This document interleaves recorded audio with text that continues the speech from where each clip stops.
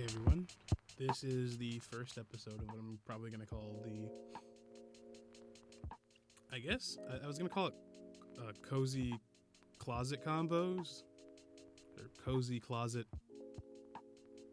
Corner, I don't know. But this is just a chill podcast where not much happens really. It's just, I believe that there's a lot of stress going on in the day, stress going on in the week, stress going on like literally every second of every minute of every one of our fucking lives because of not just COVID or the political situation that we're in or the climate and just whatever.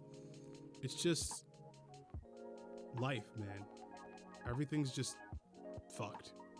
Everything's just changing, and especially for people like me, we just need a moment to just like listen to someone talk, I guess, or just chill with someone, and that's kind of what this is. And there's no real blatant direction to where this is gonna go. It just is kind of just gonna keep going until I say it stops or until you want me to stop or whatever. There may be guests I do not know. I just may keep it to myself or keep it between us and just chill. The goal of this show, I guess, if it becomes a show, is not to get a lot of views or get fucking rich or get whatever. It's just mostly to chill and just to talk and just to be in this 30, 40 minutes of our existence, you know? And it's also a way of me being able to actually come up with a decent creative schedule. So even if it's just like one day a week or whatever, it's me just working on something, you know? Sometimes it just takes that first step. All life needs, you need to take that first step, and then everything else follows. Excuse me. So a bit about me. My name is Josh. I'll just keep it at that. I don't want anyone to know my last name just yet. But Josh, and I am a recent college grad. I graduated with a degree in comedy, which now feels like I just graduated with fucking nothing.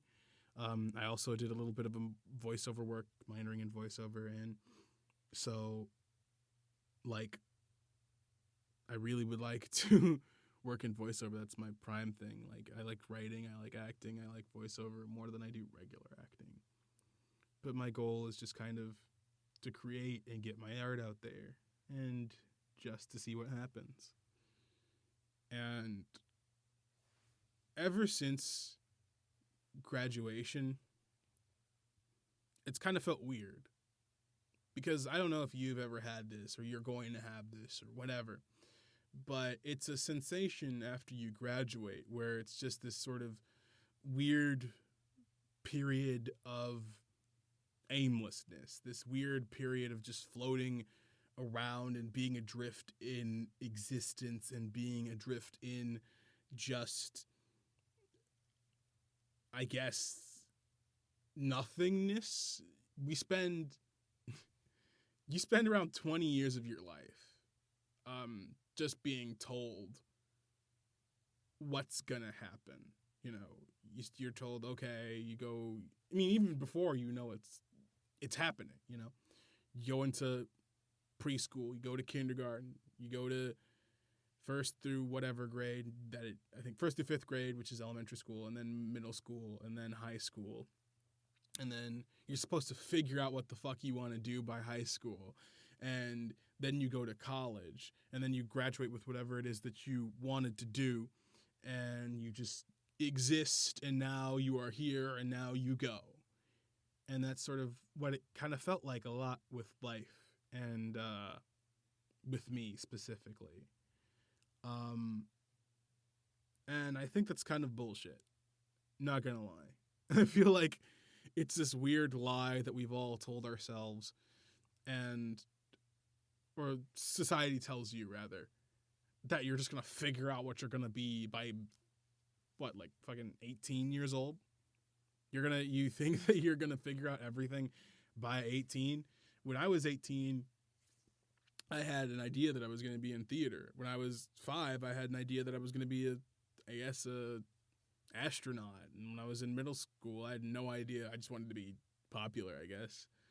When I was in later high school, I thought I was going to have a degree in animation because I like anime. And I realized I'm not great at animation. I'm not great at drawing. I used to draw like a Dragon Ball Z character, you know? Like if you ever were a kid and you knew the kid who drew Dragon Ball Z characters and those motherfuckers were like 90% muscle, arm muscle shit, you know? Like every Dragon Ball Z character, every anime character was written like Dragon Ball Z, and every Dragon Ball Z character was fucking jacked for no reason. Like, that is what I thought drawing was like. Drawing characters. I took a art class in animation, and I think I drew like a swole Meta Knight, and he had like a tree trunk arm, and his arm was all muscles. And I was really proud of it because he was fighting Kirby for some reason. I think it was like the final season project. And it made me realize that I'm not good at animation because I'm not a man of details in the keyframes. I'm more of a man of just like, now, just get this done. They know it's fighting, you know. Sure, it looks like a slideshow more than an animation, but you know. And that's why I realized I didn't really want to do animation. So I went aimless for a very long time. No real idea of where I wanted to go, what I wanted to do, who the fuck I was, and I think I was just trying to be someone. A lot of the time, I felt like I was trying to be like something, you know, because I was one of those losers, you know, back in the corner, you know. And I wanted to be a voice actor for a while. I used to go on BehindTheVoiceActors.com was the site I went to, and that was an awkward fucking like time in my life. Like, I was not mature enough to handle that shit. And it was a lot of abridged series. I think I auditioned for a lot of abridged series because Team 4-Star was popular. And I was like, maybe if I make an abridged series or if I go on an abridged series or whatever, I'll be fucking popular. I'll be like the most popular kid in the entire world. You know? Like, it was stupid. Really goofy. And it didn't go anywhere. I was in a series once and it just ended, and a couple series once and never ended. I just don't think I was mature enough to understand anything about the internet because it's a whole different beast, the internet is. I mean, even now, it's a whole different beast, but like when it was first starting, it was like a whole new frontier. Like the modern internet was a whole new frontier. There was like this sense of being like, oh, I'm anonymous. I could do anything. I could say anything. I could be anyone. And apparently what I chose to be was like a fucking annoying kid. And I still have like Vietnam flashbacks of my younger days, and even now where I did some head ass shit and I did some head ass things and just goofy, embarrassing stuff. And I'd be like, why did I do that? Why was I even there? And I feel like that's normal. It's a normal part of life. To be like, why did I even do these things? I mean, sometimes you just get these cosmic points in your life where you're just like, why did I do these things? Why did I say yes to this thing? Why did I say this thing? Why did I go here instead of there? Why the fuck did I leave my iPod in my first iPod in the gym locker and have no lock so someone could fucking steal it in high school? And then, you know, why did I tell the man who stole my iPod the fucking passcode, right?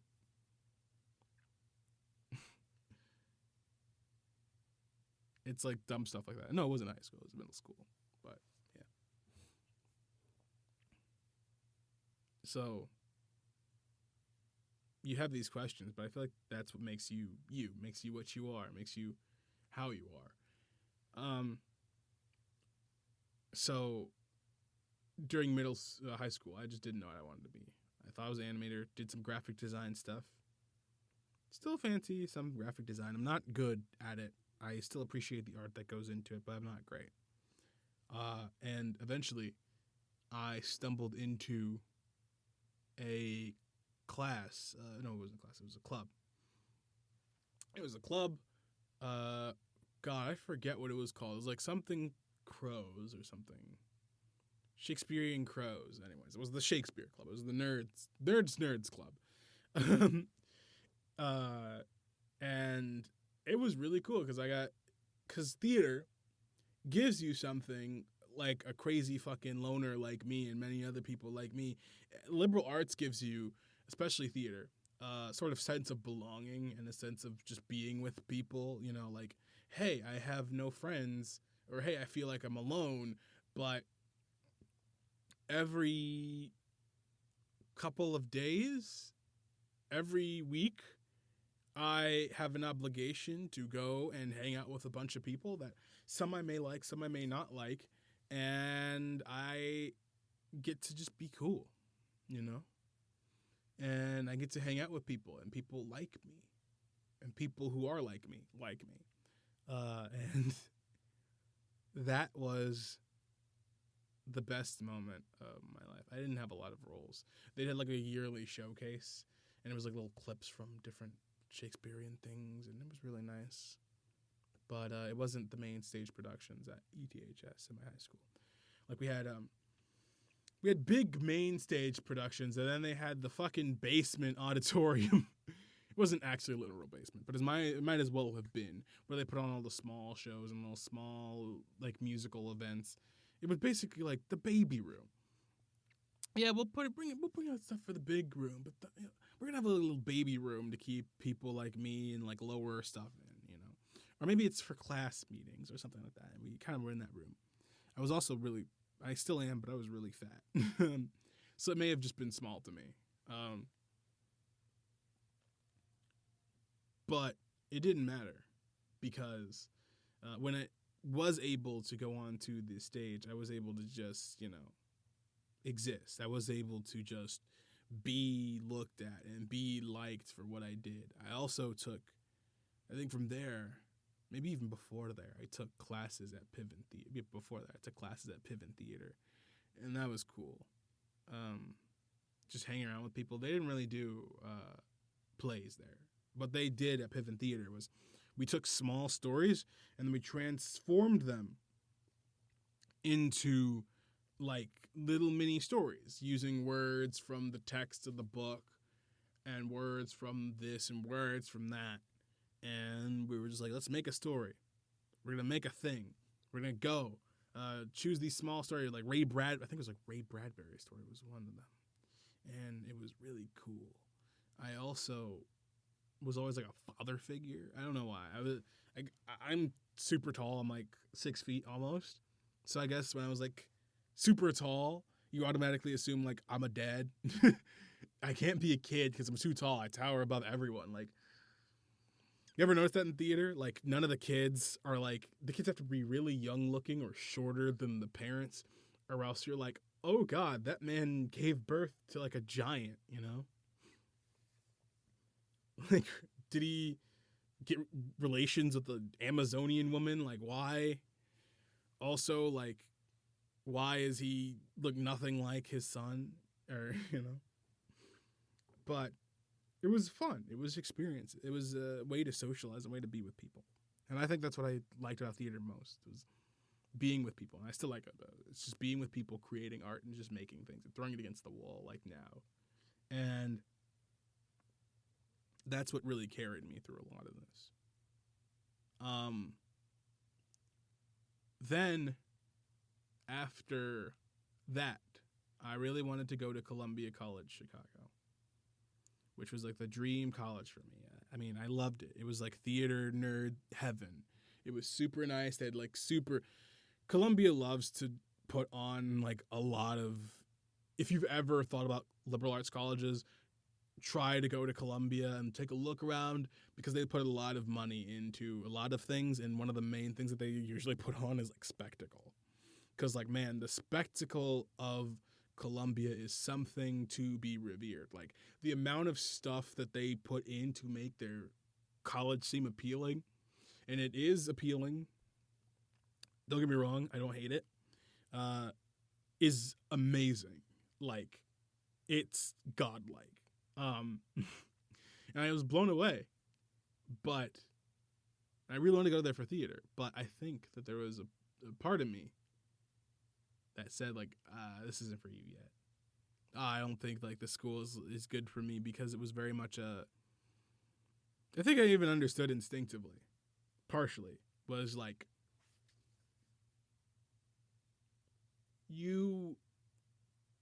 I guess, a part of me was like, you need structure, you know? And part of me was just, you need to go somewhere and just sit down and learn how to be collegiate.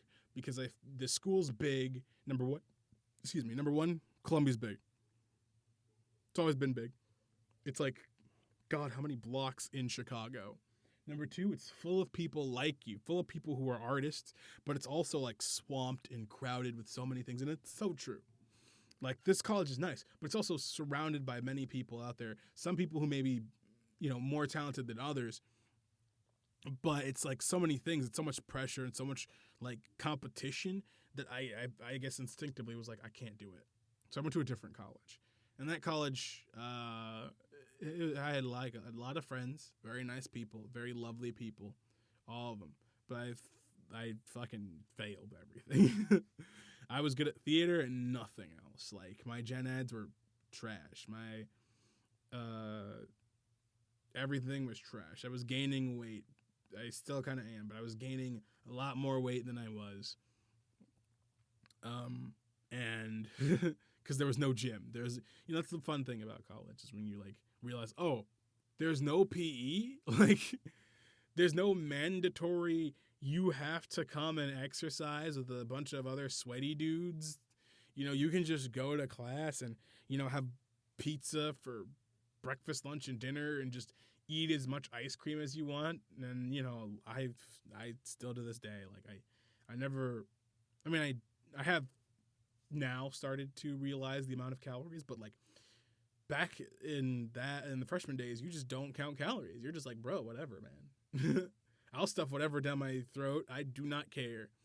My mom is not around to punish me or say anything bad or, dissuade me from the righteousness of eating a whole pizza for breakfast. So, whatever. And I just did not make it. I can go more into schools later, but like why and what the school was like, but I just did not make it. And it's 90% my fault. Maybe it was just not meant to be. Maybe, I don't know. But that school just did not help and did not work for me. Like on an administrative level. I had a college teacher. No, it wasn't a college teacher. She was the college's therapist. Tell me, college isn't for everyone. So, like, if the college don't believe in you, how are you going to believe in yourself at like 18 years old, not knowing anything? So I went to a junior college. Junior college is nice. Junior college was great. Junior college was amazing. It was just time to really like get into what I'm supposed to do. And I did take summer school classes, and I constantly take summer school classes. Took summer school classes, I don't take them now. But like I did just to keep my grades up and the GPA up and just to finish gen eds. And it taught me a little bit more about being, what a college student is, which is something I don't think a lot of colleges really teach you, is like, or high schools really prepare your student for the way colleges operate and the way it really is all on you. And that may seem good enough to say like, oh, college, it's all on you. But you know, think about it. Like, what does all on you really mean? What does it truly mean until you are literally on your own? I mean, even in college, you're still in the semblance of being all on your own. But like, I mean, you might have parents to help you out, but generally it's all on you. And that's a frightening cosmic fear that can occur in a child, in a teenager, in whatever, is to truly feel alone with your choices and truly understanding that it is all up to you, that it is all DIY most of the time. That's terrifying. If you've just never had that before, it's like core shatteringly terrifying. And I did better at it once I had that junior year of college. I wasn't great. And my junior year of college, I finally went to Columbia College, Chicago. I realized I didn't particularly like the business of theater that much. And by that I mean I didn't like just being a slab of meat on a, I guess, conveyor belt. Almost felt like being paraded around, constantly having to audition, constantly having to appeal to the standards set out for me by like my looks, like my genetics, my stuff that I can't control in any way whatsoever. Especially me being an African American man. Spoiler alert, plot twist, I'm black. It doesn't sound like it. Trust me, I am. I've got like everything to prove it. I was about to say I have the dick to prove it. No, I did, but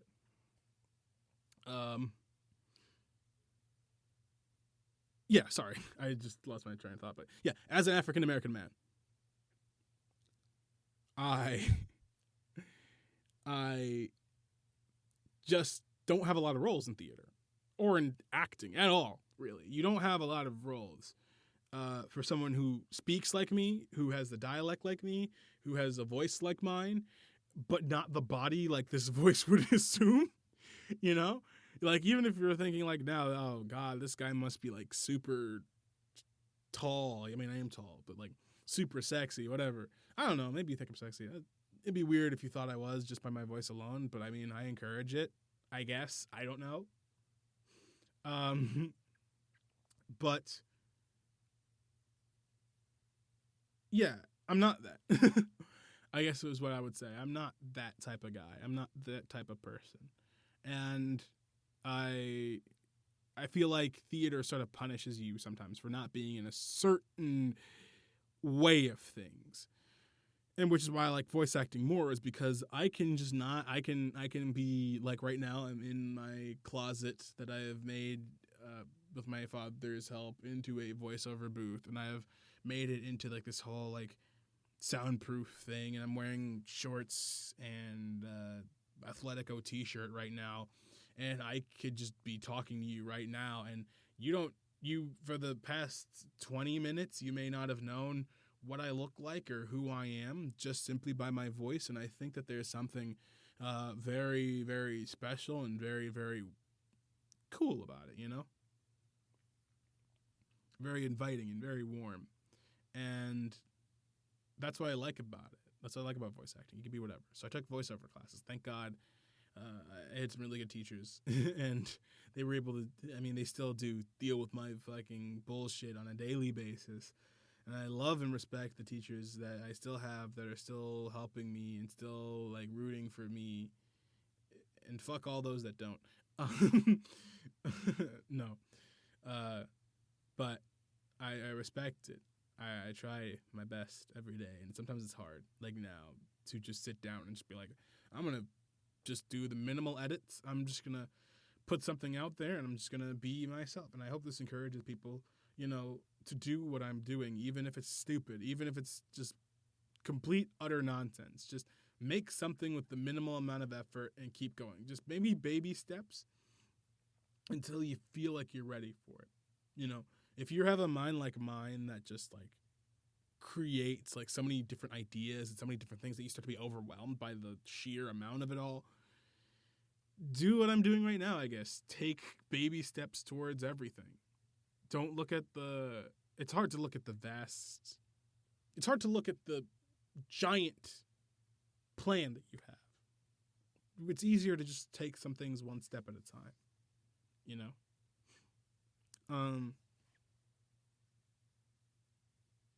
That's one of my theses to you, I guess.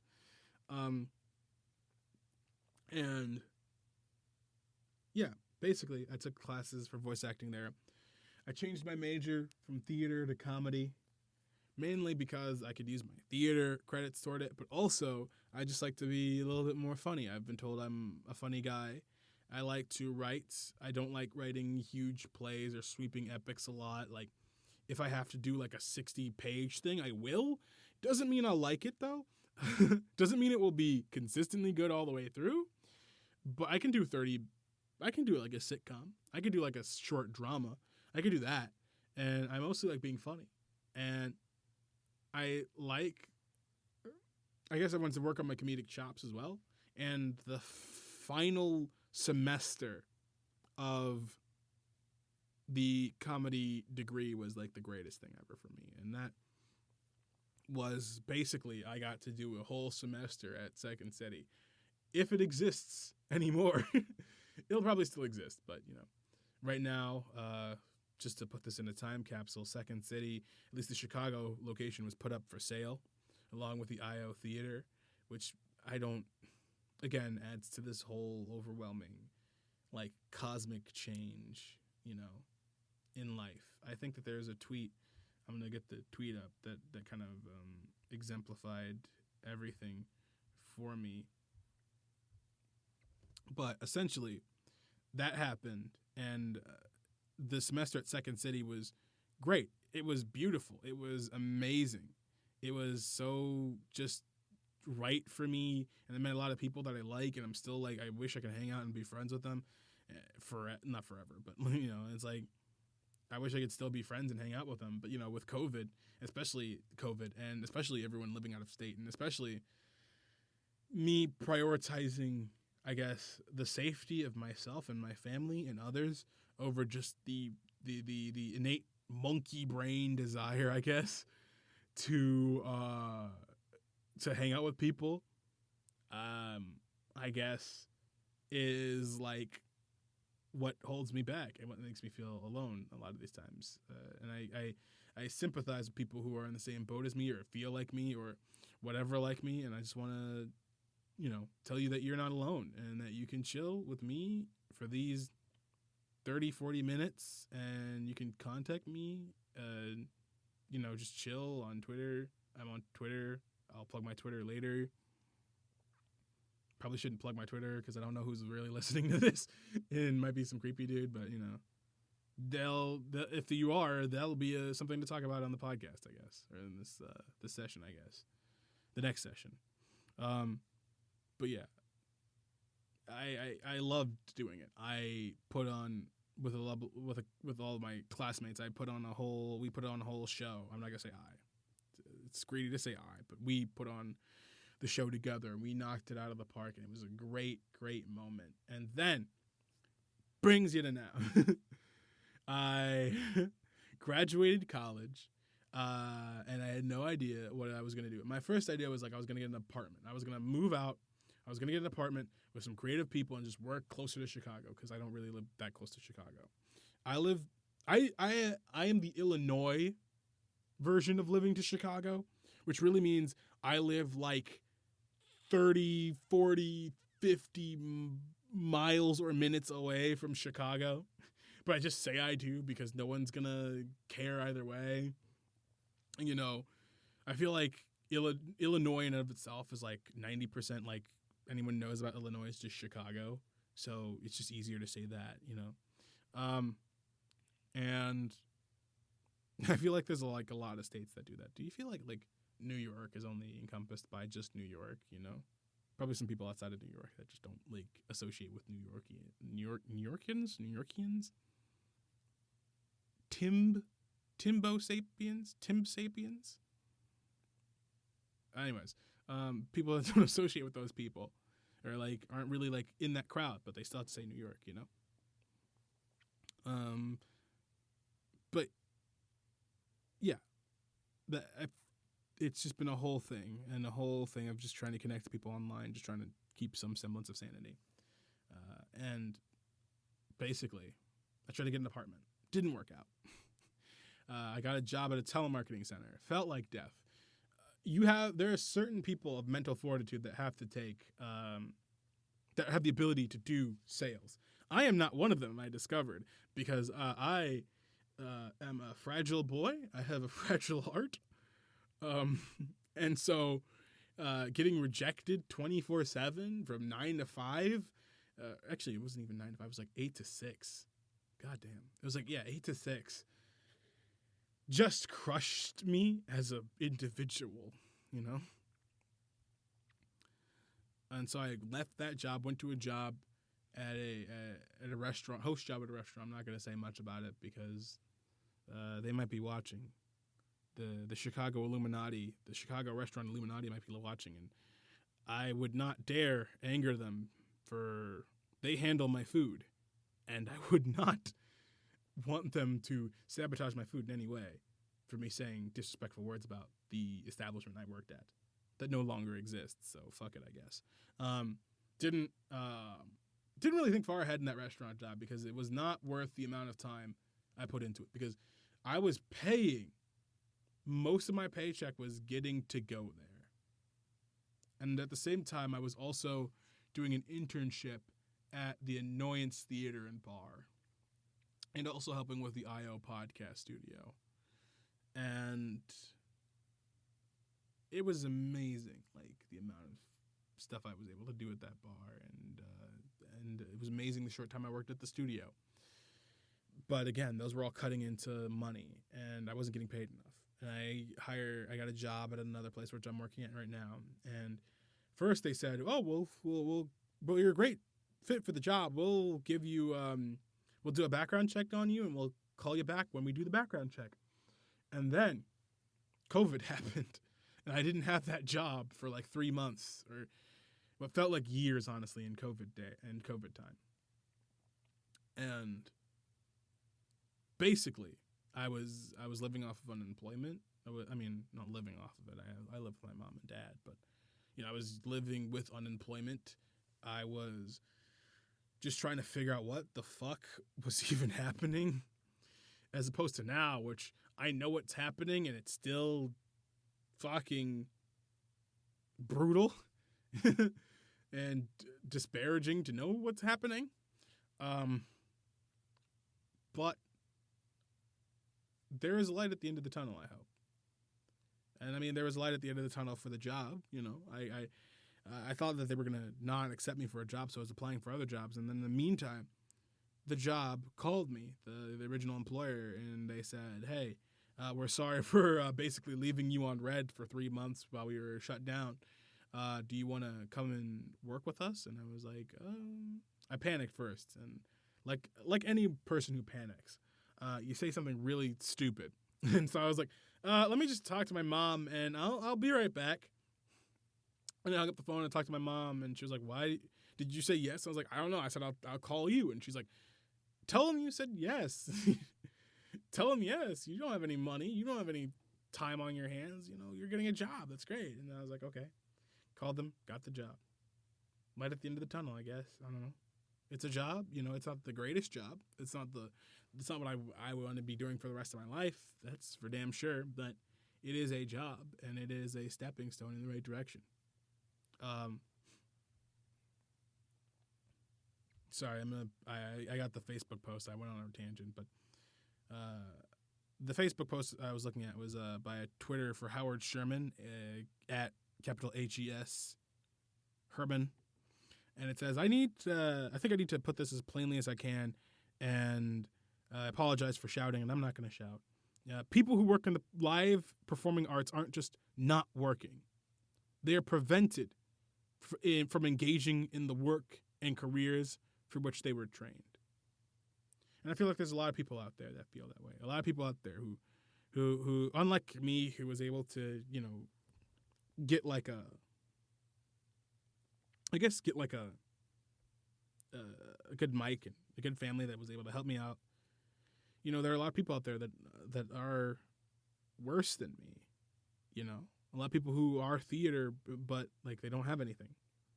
I have friends who moved back in with their parents from Chicago, not because they want to, but because they have to, because a lot of their jobs revolved around working in theaters that no longer exist anymore. Cough, cough, I.O., cough, cough.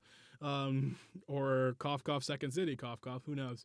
That are now fucked completely because they depended on these institutions, these theatrical institutions, as a source of revenue that no longer exists, that no longer may ever really exist. Even when we find this cure for COVID, when it happens, there's still going to be people who just don't want to, because a lot of businesses, nowadays are like, oh, we could just stream, like what Disney did. We could just tape Hamilton. We could just put it on the theater. We can put it on our live service, and we can do Broadway in HD, and we can get all these non-union actors to act in an empty theater, just tape it and then show it up on there.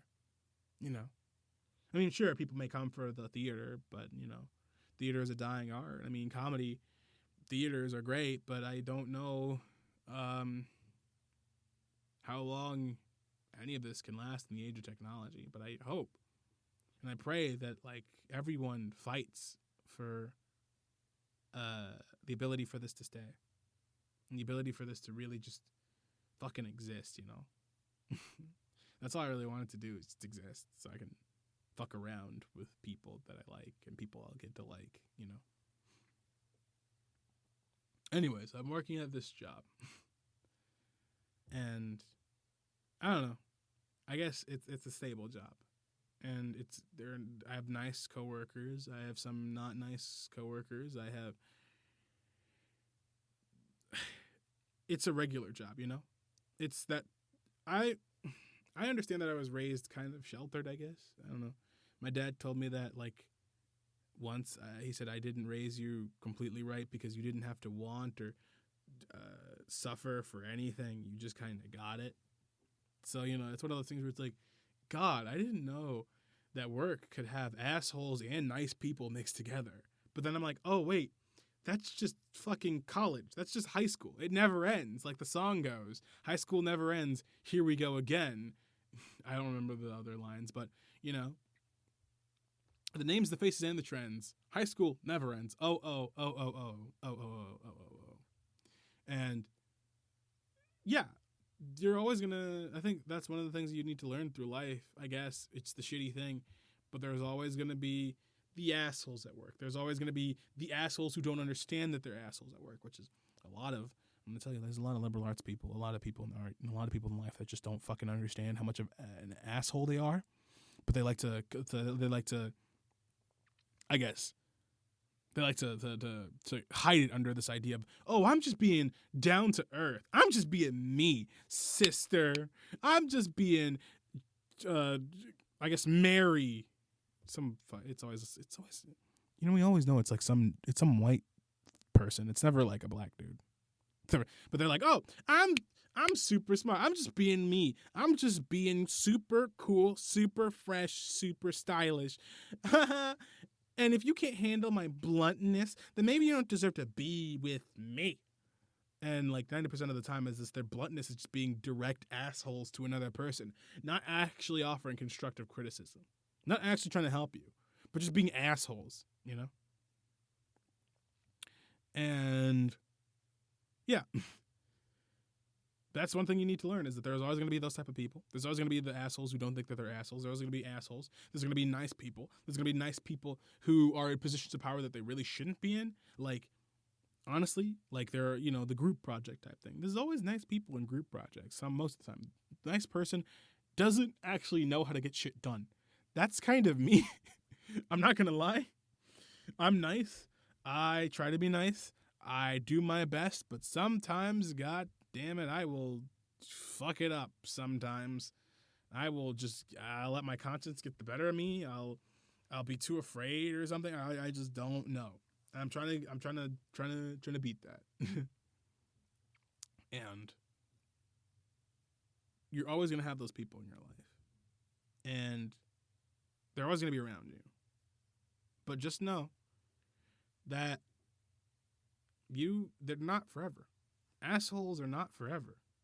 So you don't have to worry about that.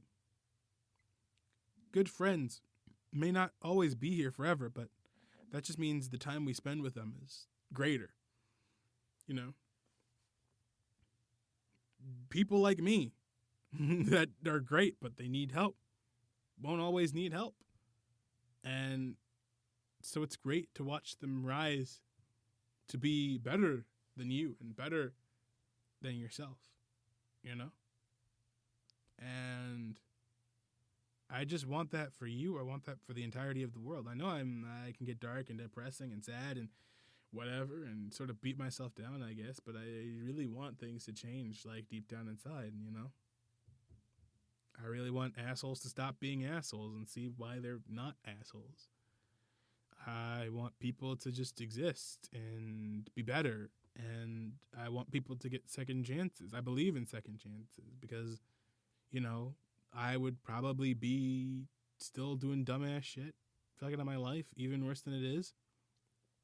And if I didn't have second chances, if I didn't believe in those, I would still be trash, you know? I'm trying not to be trash. Or at least less trash, you know? I also do a lot of things. I'm coming down. The minutes are clocking down, but I also do freelance work for a tabletop group called Zero Session at zerosession.com. We teach people how to play D&D and tabletop, and I can talk about my D&D and tabletop stories next week if you'd want to. If you ever listening to this, text me on Twitter. I don't know what the word is. Text me on Twitter? Do you text on Twitter? Do you tweet on Twitter? Tweet on Twitter. You know, DM me, tweet, whatever. If you know me personally, then yeah, shoot a message and just tell me things that you probably want me to talk about. I can talk to you about my D&D. I can talk to you about like more college experiences. I can talk about like just random shows I've been in.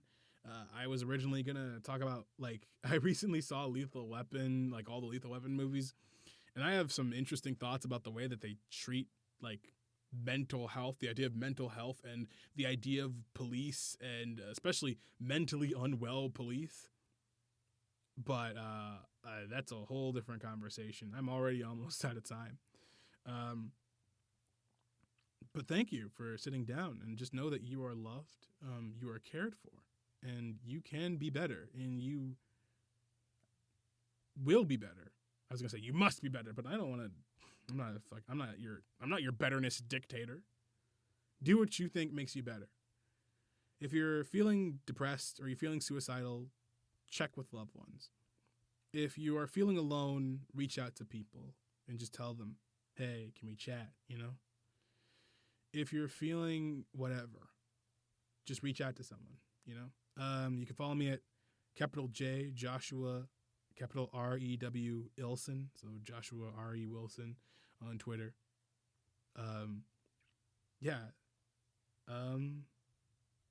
If you feel any other questions, any other things that you want to field me with, you can always chill with me.